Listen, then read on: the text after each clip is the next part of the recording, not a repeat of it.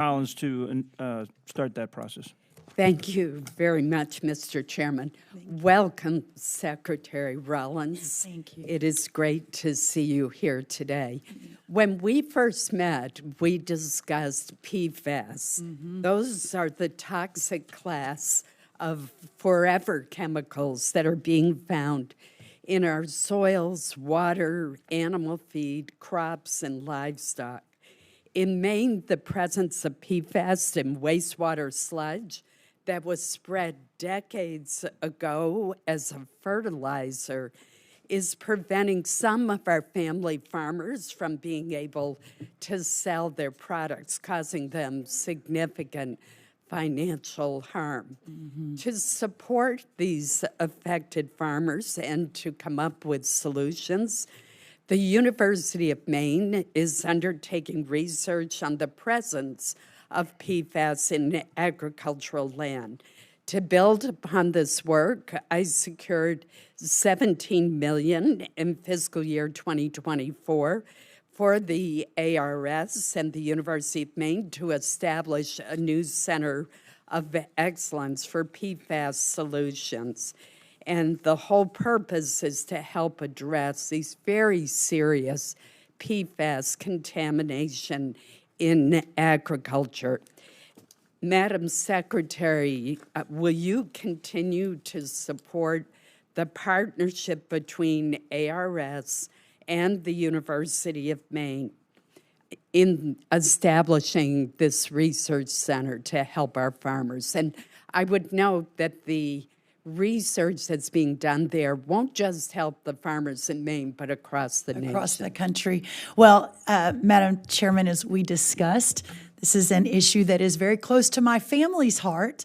My mom, Helen Kerwin, is almost 78. She is the youngest elected freshman to the Texas House of Representatives in Texas history, and her number one issue is PFAS. And she decided to run for a lot of reasons, but one of those was, I believe it was the New York Times did an expose or a big story, if you will, on a farm in Johnson County, Texas, which is close to where we grew up and where my mom still lives, rural Texas. And she was so stunned by what had happened to these farmers, and specifically through the PFAS contamination. It had destroyed their lives. And so she became very, very passionate about this particular issue. She is crushing it in her first session in the Texas legislature right now. And in fact, her very first bill that she will get a hearing on is her PFAS bill, and it will be tomorrow in Austin. So I've been hearing a lot about this at the family dinner table for quite some time now.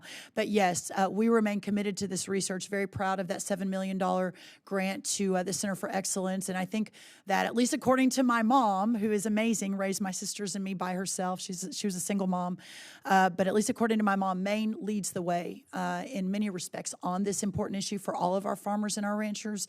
And I'm excited to learn more, perhaps even come visit the center in Maine, see the work that they're doing firsthand, and to continue to support it. So thank you for your leadership on that.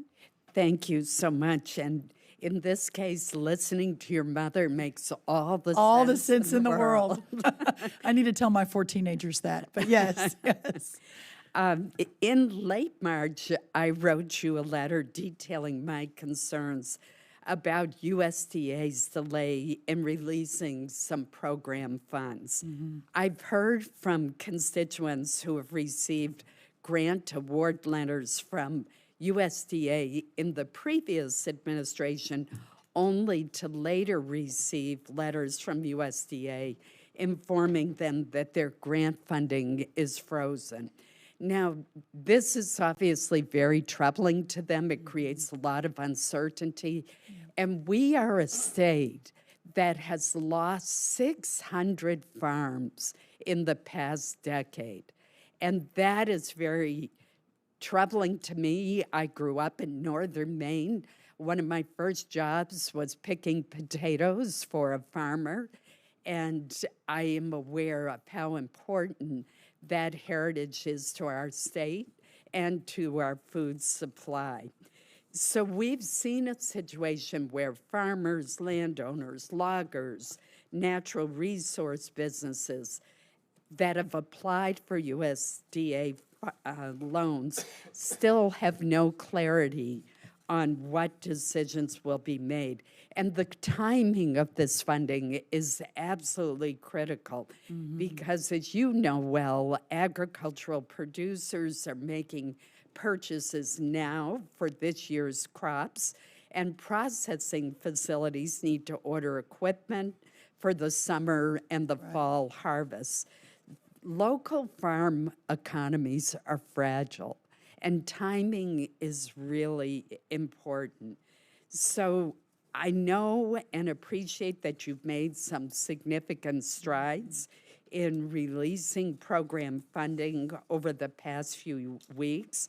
Could you provide the subcommittee with an update on federal funding at USDA that remains frozen and a timeline for when you plan to finish your reviews? I will, and I take to heart so sincerely everything you've said, and I know many of you have reached out during this process of frozen funds from both sides of the aisle, and my goal is to respond immediately. Sometimes it's at midnight, sometimes it's at 5 a.m., but my goal is always to respond and to be available. I have an amazing team. Kaylee Bowler is our chief of staff. She's here, Jen Teller, and a few others that you all probably know well.